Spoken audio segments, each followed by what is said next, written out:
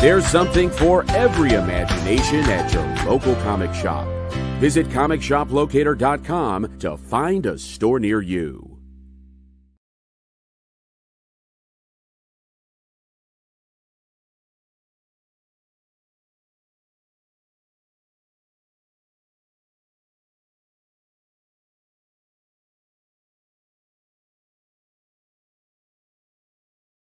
What's up, the internet? It's Kyle. Welcome into Talking Shop. Today, I'm joined by someone whose name you should recognize from the United States of Captain America and one of my all-time favorite books, Dodge City.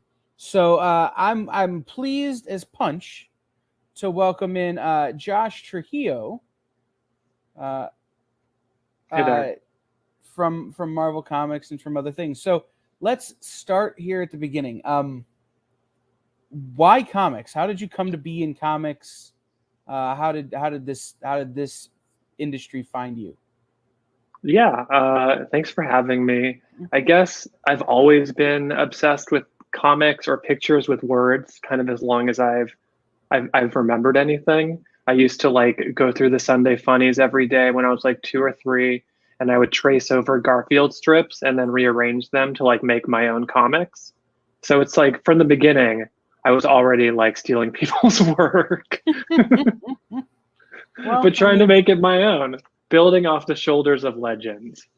right. And that Bill Davis studio, is it Bill Davis? Oh, Jim Davis. Jim Davis studio. There's a lot of people who work for Jim Davis now, or for his studio now, doing Garfield and the related content that started off that way. So I never thought about it, but a lot of people seem to have come to comics that way. Yeah, there's definitely there's something to that, like Far Side, Calvin and Hobbes, Peanuts, Yeah. Blondie. I still draw everyone with the exclamation points over their head, like old Blondie strips. But so that's kind of how, when I started to get into comics, it wasn't until much later, like after elementary school, junior high, of just drawing hundreds of my own superhero knockoffs, that I started to kind of look at it more seriously. I had a couple internships. I was at Dark Horse for a while, and then I worked in restaurants and I waited tables, and I kind of got really discouraged. And I didn't think it was for me. Then I got a second internship at Archaea, which is now part of Boom, but that was a much smaller operation. And in the same office, I could see how comics were made from like the script phase all the way up to production. And since there were so few people there, I really had my hands in every level of production for some of those books. And so that's kind of how I learned how to actually make comics. From there, I started to pay artists basically one page every paycheck, because that's all I could afford to make my own books. Sure. And so you do that 30 times, and then you have a real comic on your hands. So from that, I started to give those like photocopied comics out to editors or anyone I could think of who'd be interested in checking them out. And kind of from that, I got a bite from Boom Studios to do their Adventure Time comic books. And so I did 3 graphic novels for them, and ever since it's just been comics. See, that's so cool. People don't think about that, oh, I'm working in a restaurant, but I want to make comics, or I'm, working in a factory and I want to make comics or whatever. Just whatever you can afford out of each paycheck, just make a little bit more. Yeah, I definitely am grateful for the artists who are willing to meet me at what I could afford. But Right. I highly encourage anyone, especially writers. I know the big struggle for writers is, how do I get an artist to work with me? And you got to pay them. That's kind of the deal of it. You don't have to pay them, your life savings, but like whatever you can, work with them on that. Right. I mean, it's, if you can find somebody who'll do a page for $100 and they do what you want, okay, great. But if don't sacrifice your art, your vision, because you can't find somebody who will work within your budget, but be conscious of that, right? Yeah. And I think that there's a lot of some people will get discouraged kind of that maybe by, they're an up and coming writer and they want to work with Jim Lee right off the bat. And you don't always get that opportunity. You're going to be working with people who are kind of your same level who want to break into comics too, which is good. You have the time and the effort and the enthusiasm to really make something special. And it doesn't have to be, what did someone say to me yesterday? It was like, perfect. Oh, comics aren't perfect. Comics are personal. Yes. And like, it's just make something that's important to you. Absolutely. And you'd be surprised what people are willing to overlook. Right. And I like to remind people that Eastman and Laird started off in their garage. You know, those two guys were nobodies when they made Ninja Turtles. And now they're the guys who created the Ninja Turtles. Like, you know, so you work to get to that level where Jim Lee will draw your book, right? I mean, that's the end game, but also like, you know, there's so many different types of comics now that like what you've got your web comics, you've got your stuff like Tapas, you've got your classic Sunday comic strips, and then you've got mainstream comics like Marvel, DC, whatever. And then you've got like little scholastic books like the Raina Telmacher. I can't the last name I think I'm futzing, but yeah, there's like so many more opportunities than even when I started to get into comics 10 or 15 years ago. So let's talk about Dodge City for just a second, because I can't talk to you and not ask about how does that book come about? Like, whose idea is it? Let's do a book about dodgeball. Yeah, so like dodgeball is only such a small part of that book too. Let's see. I guess it started where I was playing in dodgeball. So there's adult dodgeball leagues all throughout California. I don't know if they are. I know they're in New York and Oregon and Washington, but I don't know if they're in every state. But basically, like these, but they're basically just excuses to drink and wear the same clothes. Yeah, basically that's kind of where we're at. So it was a lot of like there's some drinking, but definitely a lot of like teamwork. These were teams of like 20 people on each side, just throwing balls and wailing on each other. But like I had never been in a team sport since like t-ball, I think. And so for me, it was like a really revolutionary experience to be with people who like were passionate about a sport, who trusted me enough to be on their team. And after like a couple years, a couple seasons, I got pretty good at it, I'm going to say. So I always knew I wanted to tell a story kind of about like finding yourself through a sport. And I never thought that dodgeball would be an option because it's kind of obscure and it's kind of associated with like really small children, I want to say. But Boom had been doing a lot of these sports comics like Slam, which is kind of a roller derby comic, or Fence, which was fencing. And so they're willing to look at sports that aren't necessarily football, basketball, whatever. I'll go on. All of those books had a real strong manga influence, I think, too. Yeah, and I wonder if that's just like that's like a generation to generation thing. Like I grew up reading comics on the floor of Hot Topic because they had all these mangas.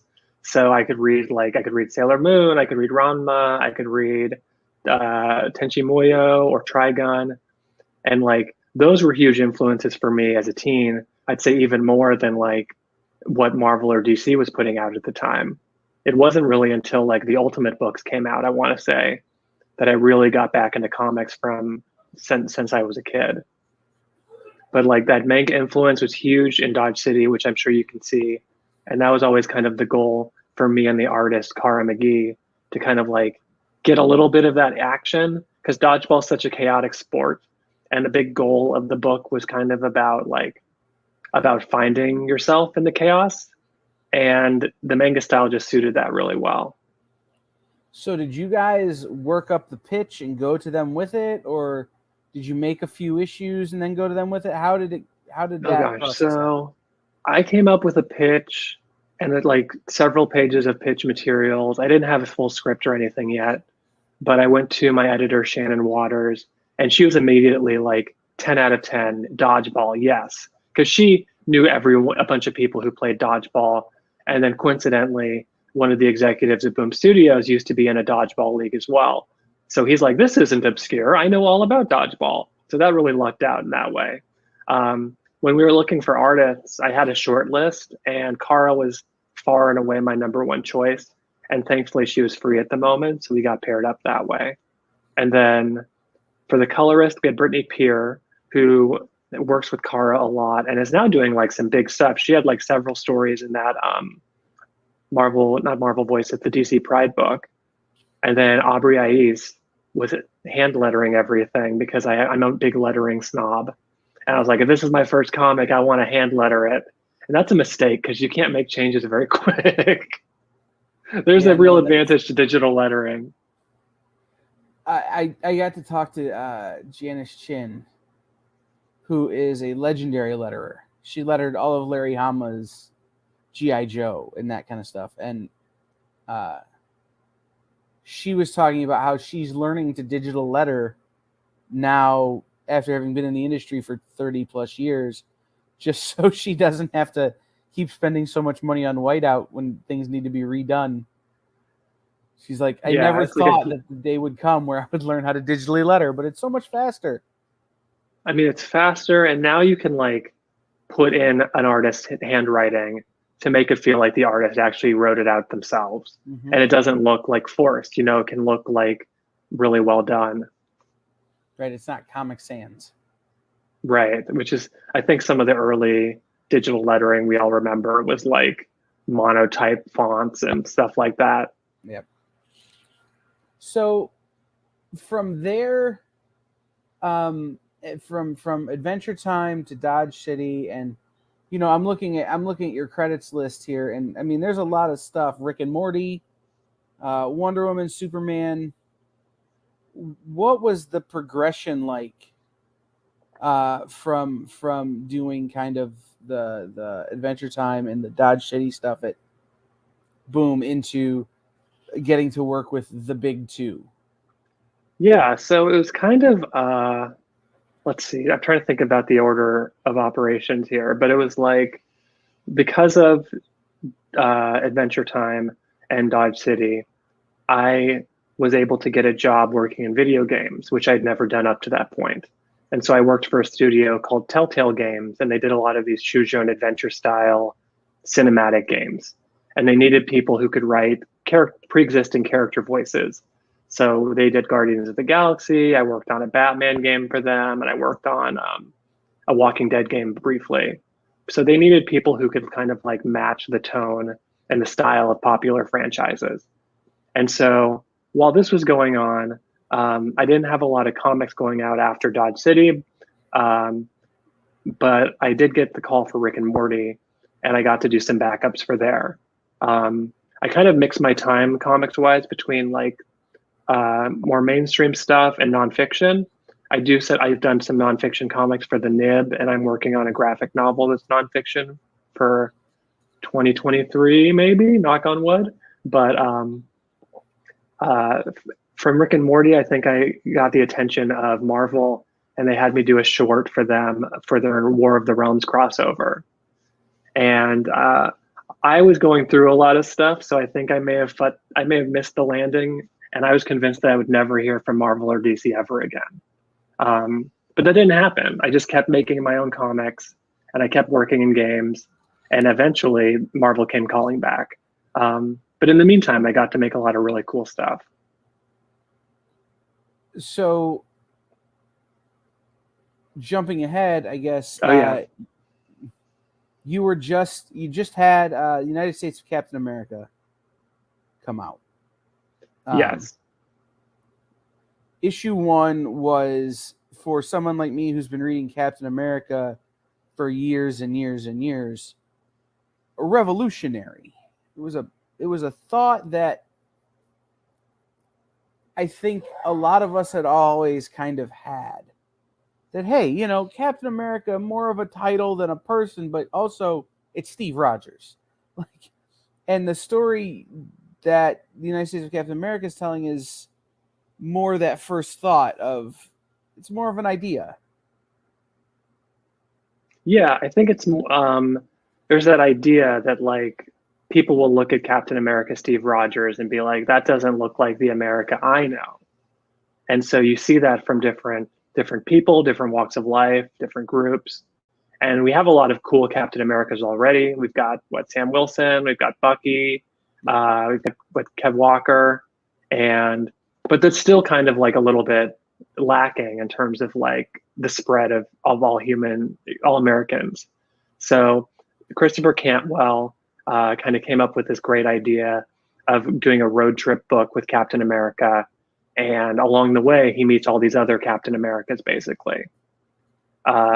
So I was fortunate enough to get asked to do the first issue, which is Aaron Fisher, who's the queer Captain America. And I was able to draw from a lot of my own kind of like personal experiences and just like what I wanted to see in a Captain America.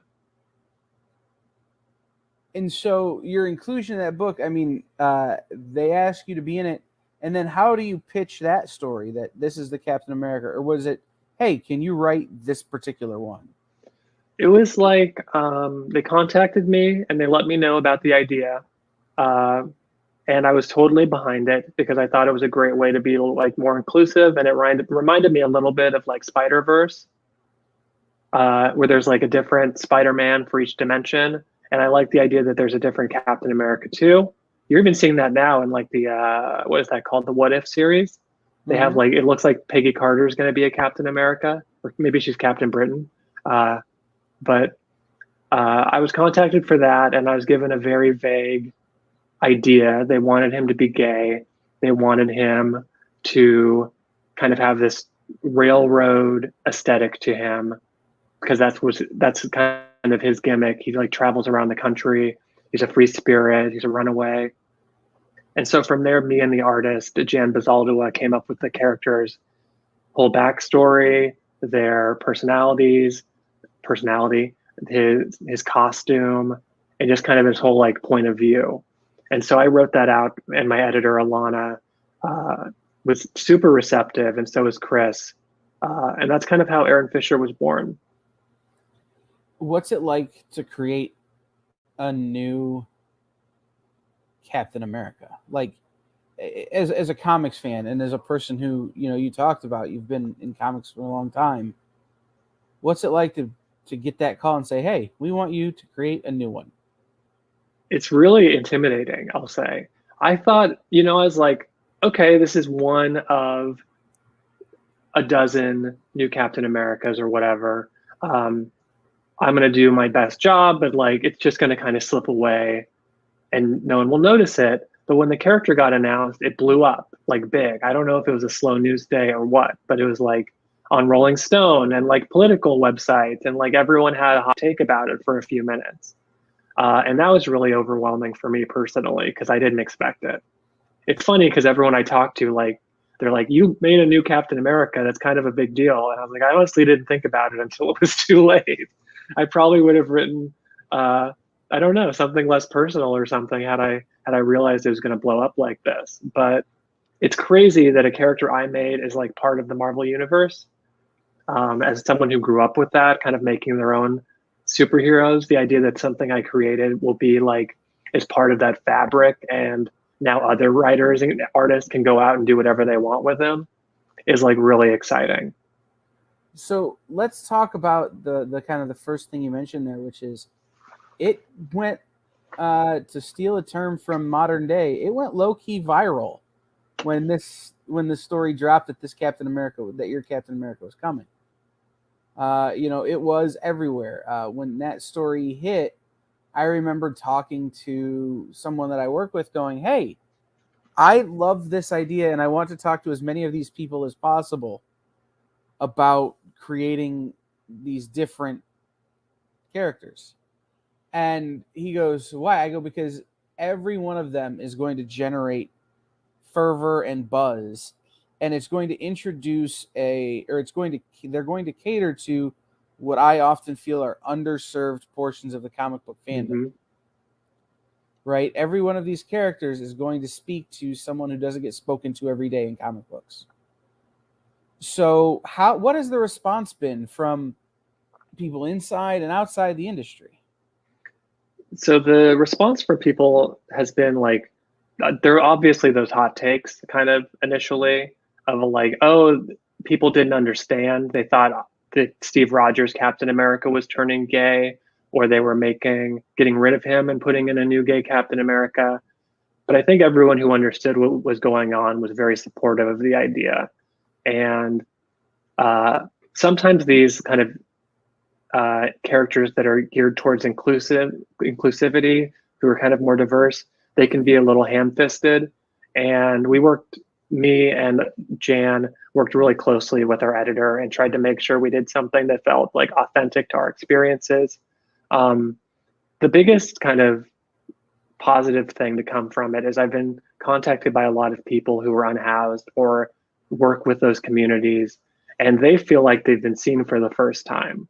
And it's really, there's a big youth homelessness problem in America, and it's very specifically targeted towards LGBT youth. And so being able to talk about that, even in a superhero way, was like revolutionary for a lot of people. So far, so good. I was incredibly nervous for when the issue launches. I get nervous every time a comic comes out, but this one's a big deal because like that character is going to be floating around in the ether, who knows, forever, because he's part of Marvel now. But everyone's had really kind things to say about him. Trying to think of, do you know who Leslie Jordan is? He's this little Leslie munchkin Jordan, of a gay guy. Beverly Leslie from Will and Grace, and he's Yes. on Call Me Cat, and he's one of the funniest people on the internet.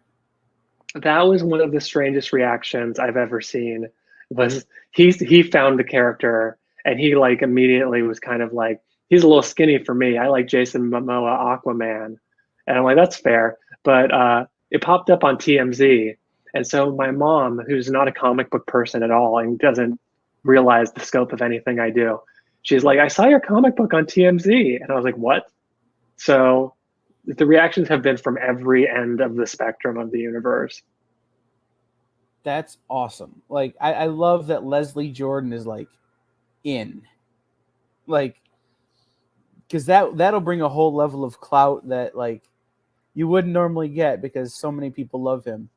No, you think that some of these things are just gonna, go be a one little burst, but this kept blowing up like way beyond our expectations.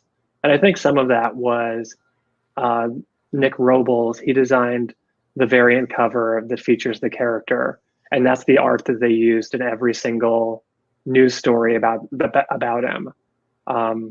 There's something kind of striking about that image, I think, that really connected with people. It's true. I mean, that was, I would say, my favorite cover of the first issue was the design variant. Yeah, the one Jan did, which I have a whole closet full of them now. I'm like hunting them down in my neighborhood. That one is kind of my favorite, and I always love the design variants. Chip Zdarsky did a series of them for a while that I just had to have everything. And then he did the ones about how to draw the characters that he had drawn in the design variants, and they were very funny. So I've always been drawn to that kind of concept. I'm going to put it out there, and we're going to treat this like it's The Secret or something. Oh, sure. Beverly Leslie as your Captain America's, or Leslie Jordan as your Captain America's shield handler. Just throwing it out there. We need to make it happen. Marvel Studios somewhere. Oh, I'm ready. Falcon and the Winter Soldier season 2. Here we come. Right. Exactly. It's like he's the shield handler, like secret agent. 4'11" and speaks with a high Southern accent. I'm in. So you did issue 1, and I the series is sort of an anthology kind of format, right? Overseen by So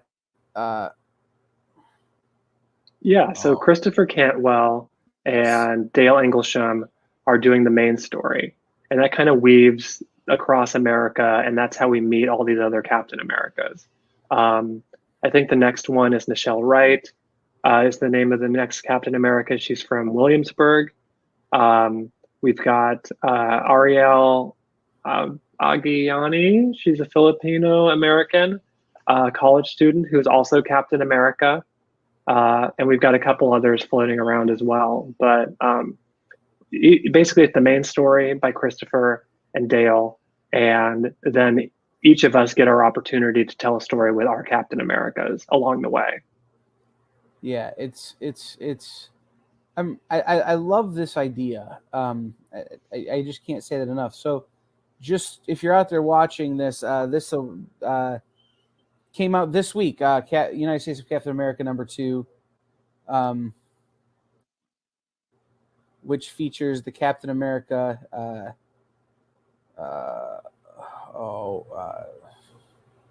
I think this week is Michelle Wright, I want to say. It is in a story by, yes, it's Michelle Wright. Is the one from Harrisburg, and then the next one is actually the Native American Captain America. Oh yeah, Joe Gomez by Darcy Little Badger. Yes, which I'm very excited for that one. Because the design on that character is super fun too.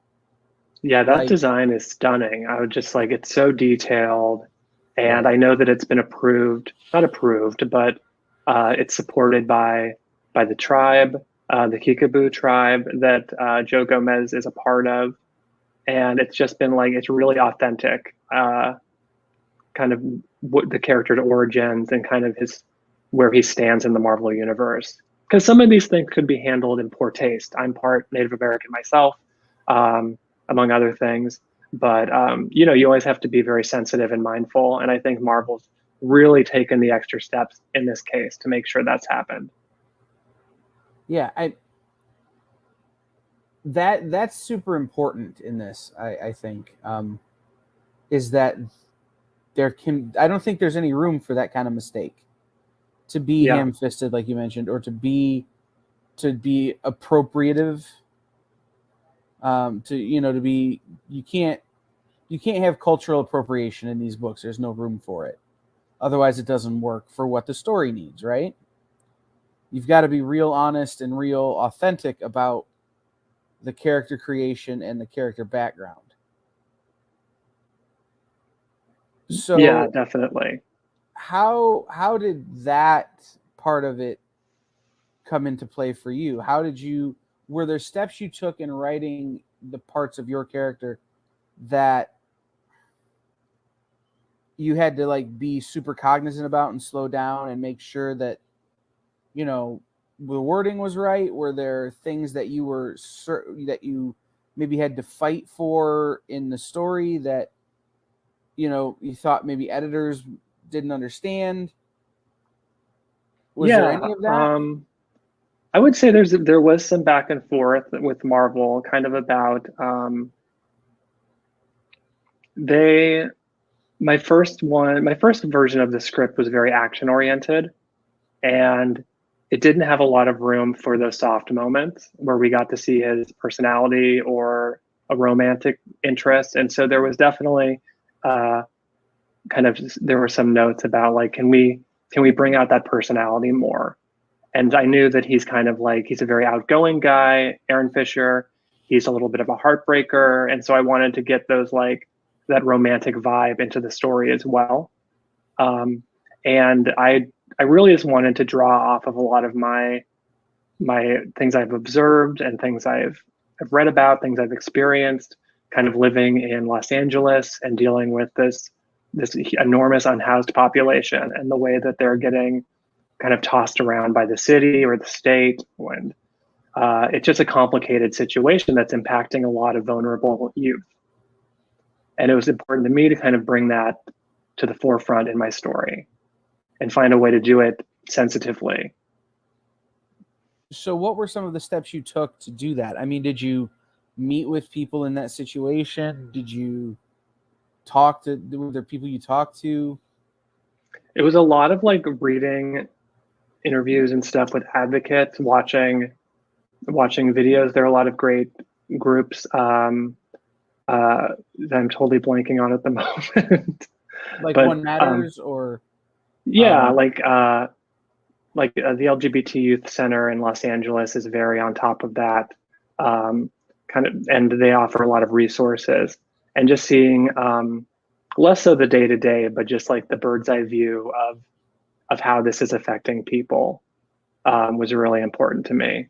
And since then, I've been contacted by several unhoused people who want to kind of share their stories or find a way to inject that into future Aaron Fisher stories. That's awesome. I think, like I said, I just keep going back to these are people who don't see themselves represented in a medium that they love and pour their heart into, as fans.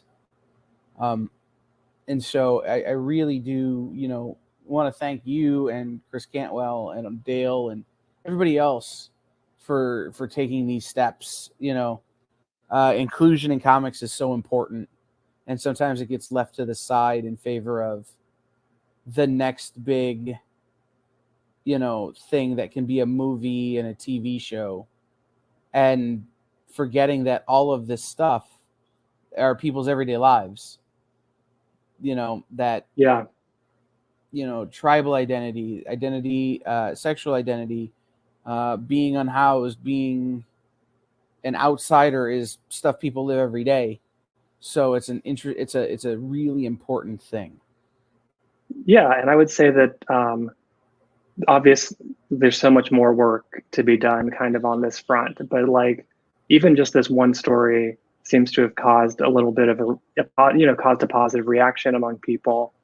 And I really am grateful to Marvel wanting to talk about this stuff, because it would have been too easy, I think, to make him a little bit of a shiny, happy gay who's like, I don't even want to give an example because I know I'll step on someone's story, but so people who are dealing in superficial elements of the community and trading in tropes. And I wanted to do something a little bit deeper with that. Right. No, you could I absolutely know what you mean when you say that. So are there future stories you want to tell with this character? Are there future stories you get to tell with this character? Like nothing's confirmed. I don't know. I think it all depends on where he ends up at the end of this miniseries. Aaron's going to appear again in issue 5. That's not a spoiler because he's on the cover with all the other Caps. But I think we'll know a little bit about where he goes from here then. Beyond that, I have like a 500 issue master plan for the character. So to ask, are there stories you want to tell? Absolutely. If you have all of the stories, I know who he teams up with. I know his alternate identity. I know who he dates. I have the whole thing in my head, but it's always about reader interest and finding the right time to tell that story. Absolutely. I like to ask people questions during my interviews with them that they can't possibly be prepared for. Perfect. And I tell you that because I'm gonna, you've talked about you have a 500 issue, or you have a 500 page master plan for Aaron Fisher. Is there a character that if Marvel came to you today and said, "Hey, we want you to take this character and do something with it," that you would drop everything else and do? Yes, and it's 2 characters, and I got a chance to write them very briefly for my first Marvel short story. It was Cloak and Dagger. I love Cloak and Dagger. I think they're so cool. Ever since I was a kid, I think visually they just have one of the best looks in comics, the two of them, the way they play off of each other. And kind of, I think Aaron Fisher is in part inspired by them, because they're very much like street level heroes. And they're not fighting Juggernaut this week. And I like stories. I actually love Juggernaut, but they're not doing those cosmic stories. They're doing more personal stories about how they impact people's lives. And that's always been a real like turn on to me as a storyteller. So Cloak and Dagger are huge. I'm very intrigued by Richter. He's someone I've been learning more about going forward. I loved him from the Peter David X Factor run, but I haven't caught up on what he's been doing since then. Who else would I really want to write? I always pick I'm a D or C list guy.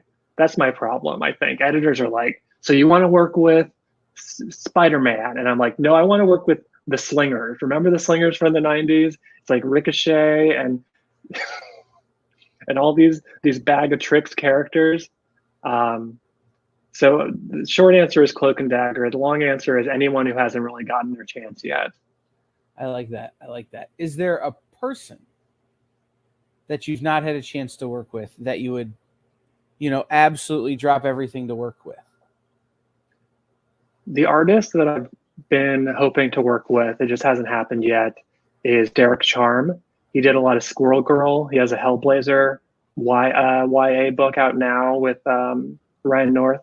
I just love his style. I love thick inks, and I love just the simplicity of his line work. It's just so effective to me. So I love him. On the complete other end of the spectrum, I'm going to forget his name. Oh no, it's the guy who did great Gotham Central with Rucka. Jesus says. Anyways, Derek Charm's the big one on my list.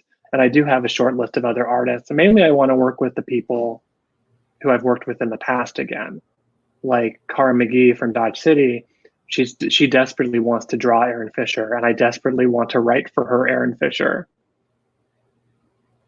So Gotham Central, Greg Rucka. Is it Michael Lark? Michael Lark? I think, yes, Michael Lark. Yeah. Let's say, because two of those guys are writers. Michael Lark did the first few issues. He did the first, maybe volume, and it was Brian Hurt. And then he came back for a while. Yeah, there's such a mood and an atmosphere to that style that I really appreciate. I'm a big Gotham Central guy. Like, that's my Batman, which is funny to say because Batman's barely in the book at all. Right. Well, I think that's it's one of those things is that's my Batman is an interesting statement because you're right. He's not in the book that much, but it's the Batman you probably most identify with or find most interesting. And you're going to have a group of people who say, actually, Aaron Fisher's my Captain America. Yeah. Which is a really cool thing to be able to put on your resume, right? I'm so sad that we haven't been able to do cons in this past year because his costume is tailor-made for someone just to pick up their overall and make an outfit out of it. It's true. Next year, hopefully. That moment, I'm going to want to talk to you after that moment happens when somebody shows up as Aaron Fisher, Captain America, at your table. I know. There's a pair of huge Dodge City fans that, where do I see? I think it's in Portland, but they made little dodgeball shirts for the team in the book, the Jazz Pandas. And so they screen printed a couple of them for me. I want to get them framed because I'm too afraid to mess up the painting on them. Because they made a costume for my characters. Like, how can I not bronze it and keep it forever? Right. So let's go into what do you have in the pipeline? What can people be looking for that's coming out in the future? Let's see. What can I even? I'm in a weird point right now where I can't talk about some cool stuff I'm working on. I'll say that I have a pretty big Marvel thing that will hopefully be announced by the end of the summer. It's with two of my favorite characters, and it's something I've always wanted to do something with them. So it's a big thrill. Nothing for Aaron Fisher on the horizon right now. I think send your cards and letters to Marvel. They're definitely listening. I have a DC thing coming up that I'm really excited about. I get to write with a group of characters I've never touched before. And DC's teasing me for something really big on the horizon, but it's too early to say. But it's sure. If you've been following what I've been doing or trying to do in the past year, it's an easy guess for what character I'm circling. Is there stuff like back in that Dodge City kind of vein or that Adventure Time kind of vein that you've got coming? Even if we can't say what it is. Let's see. Kari and I are always talking about doing Dodge City. It's up to Boom, unfortunately, but that might not be the case forever. I'll say. Yeah. It might be up to us soon. But I'm always interested in doing YA kind of kids oriented stuff. And I have a couple of book pitches out right now that'll kind of be in that vein. I keep hoping to get one of these Star Wars Adventures or Marvel Adventures books because I like writing stories for younger audiences. And that's just always been like a passion of mine. So hopefully more stuff in 2022. Yeah. Can you speak to that a little bit? The YA sort of part of your creative process? Like, do you have an idea as to why you're drawn to the young adult sector? I mean, it might just be the stuff I consume. It's like a lot of anime, a lot of manga, a lot of superhero stuff, kind of like what the X-Men are like a teen drama, even though they're all in their 30s now. It's true. It's very high school for them. It's very high school. And that's just always been like a draw for me because you get this like, I like characters that aren't that well adjusted yet, that aren't that smart yet, that aren't that emotionally developed yet, because it gives you a lot of room for you as the creator to kind of see them grow over the course of the story. And that was exciting for Dodge City. You can see in the 4 issues that we were able to do, you can see the main character, Tomas, kind of go from someone very uncertain to kind of become a little bit of a leader by the end of the arc.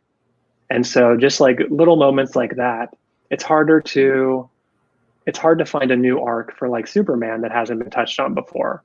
But in creating these original characters, it's a whole new ball game, and you get to like, that wasn't meant to be a pun, but it's a whole new opportunity to do something fresh. Sure.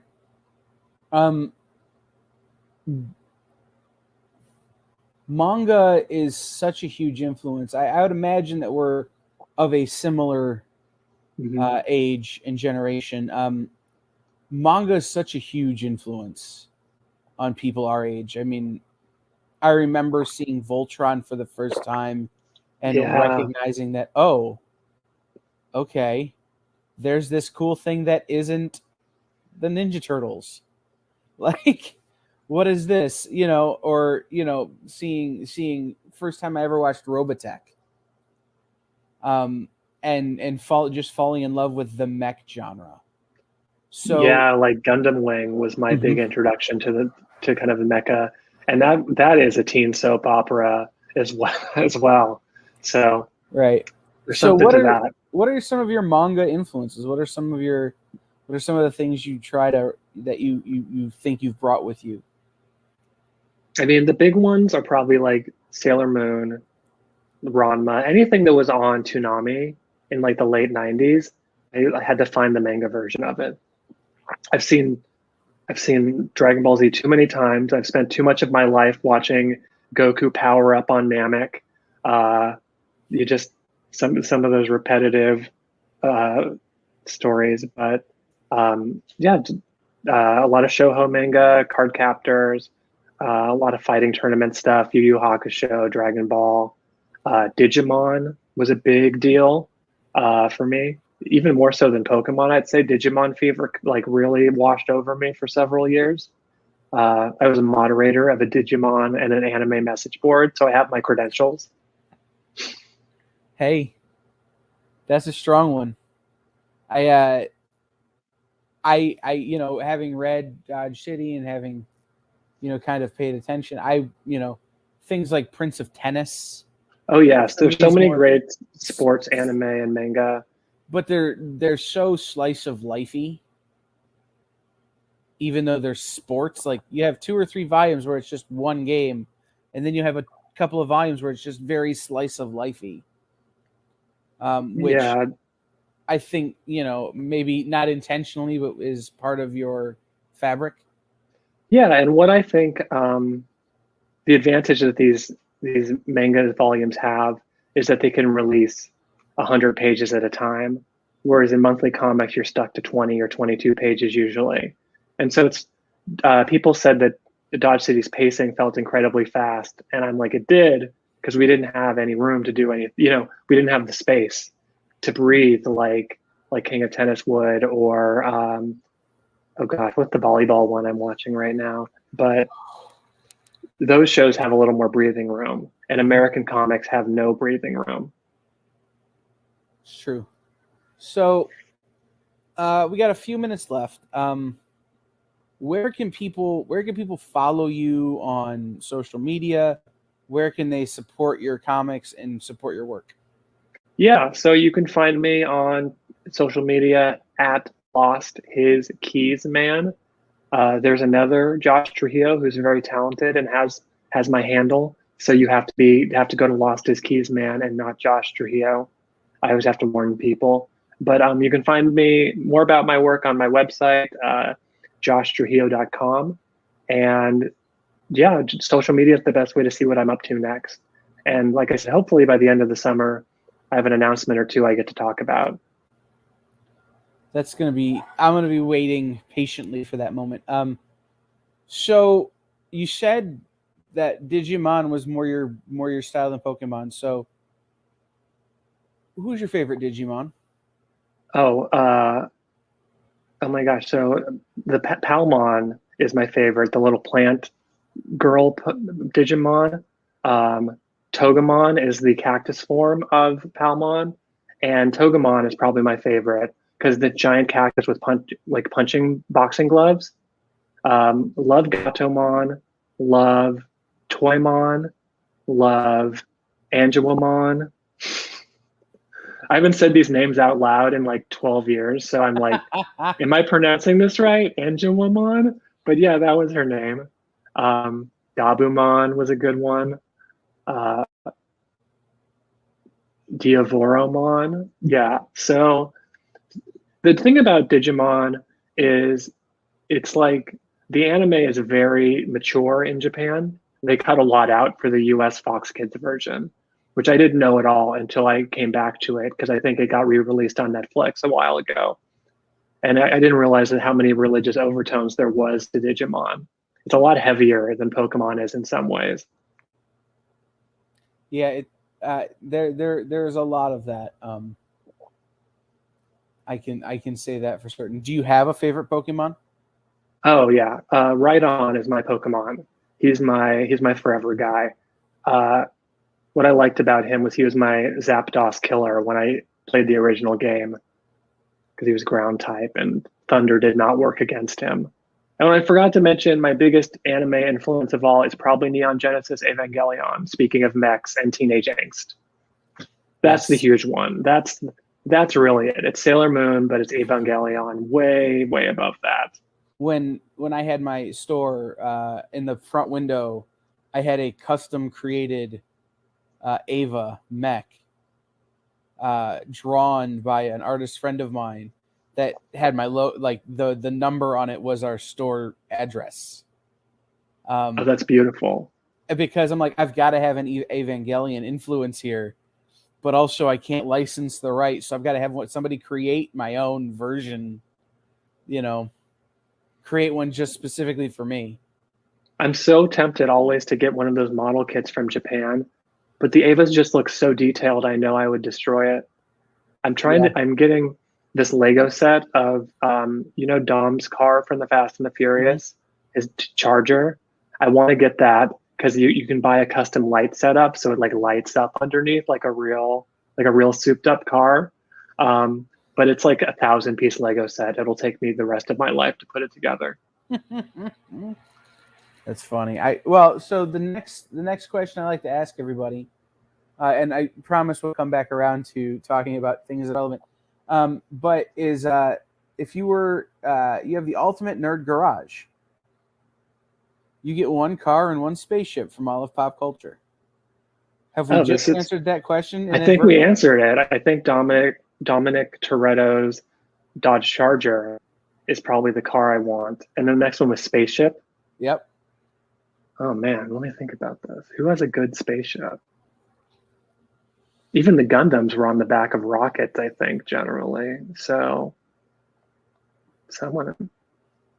is Asteroid M a spaceship? I think we can count it. Yeah, that's probably a bad answer, but I like Asteroid M. I like the Quinjet. I'm trying to think of a really specific. I don't know the names of the Starjammer ship, but that one. Maybe it is called the Starjammer actually, but I believe it is. I always really appreciated that. Nice. If you were stuck on a desert island and you could have one album, one book, and one movie, what would you take? Okay, so my album is this ABBA album, Live at Wembley Arena. I'm a big ABBA head. You could probably tell because Aaron Fisher's wearing overalls like in Mamma Mia. But so was it album? Was it movie? Book and movie. Book. So book is probably going to be 1984, even though that would be very depressing on a deserted island. And then movie is this movie from the 70s called Network. It's my favorite movie. It's kind of a dark comedy. Yeah. Definitely a dark comedy about, at the time it was a comedy. Now it's like a dark drama because it's about television and how kind of it's been corrupted and the news is corrupted and all this stuff. And I'm a broadcaster. I know Network real well. Oh, good. If you've not seen, it stars Eric Bogosian and John C. McGinley, called News Radio. Or not the TV, talk radio. It's not the show News Radio. Yeah. No, talk radio.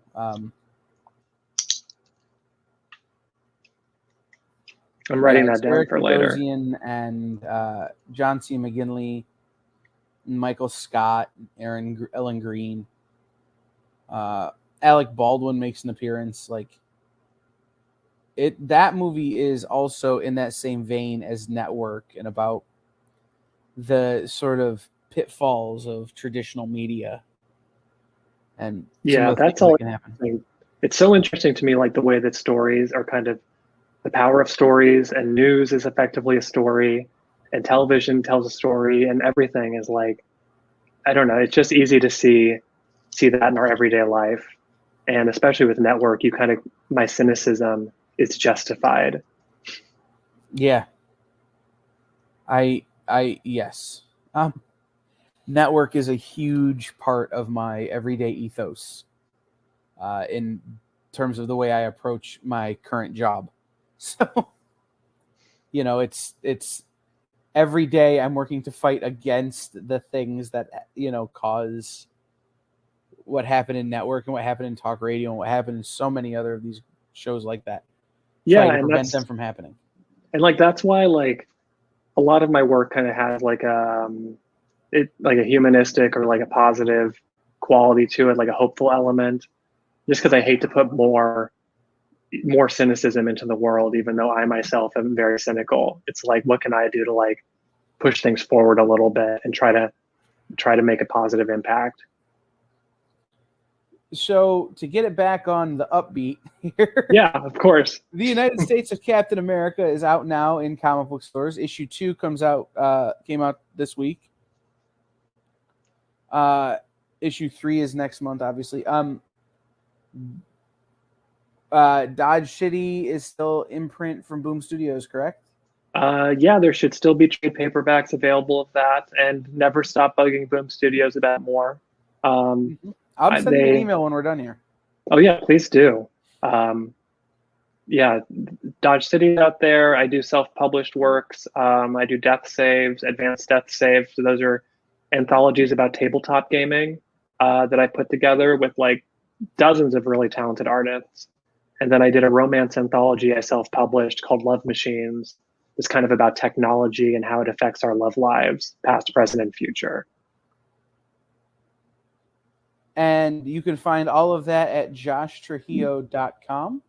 Oh, yeah. You can find more information about that work at joshtrujillo.com. I need to set up a proper web store, but hopefully soon, maybe right after this interview. And then it's Lost His Keys Man. Yes, that was my first superhero character, Lost His Keys Man. So I've just used it ever since. On the socials. So everybody go check those things out. Support Josh, support his work. Thank you for coming on. Thank you for talking. Oh, of course. Thank you for having me. I'm very appreciative of the book and the stories that it's telling. And Aaron really resonated with me. I have many friends who have been in that situation because of some of the work I do outside of here. But it was really great to get to read something that I knew so many people that I cared about could identify with. Yeah, thank you. Yeah, I'm really optimistic about the future of the character, whether it's me or someone else writing him, just because I know he's made a little bit of an impact already. And I would just, like I said, let Marvel know if you want to see more from these characters, because they just gave you 5 really cool new Captain Americas, and I hope they stick around for a while. Absolutely. So thank you, Josh. We'll be talking to you soon. Hopefully about some other big announcements that you have, and Yes, here I'll at be the end of the happy to summer. come back when I can talk about a thing. All right.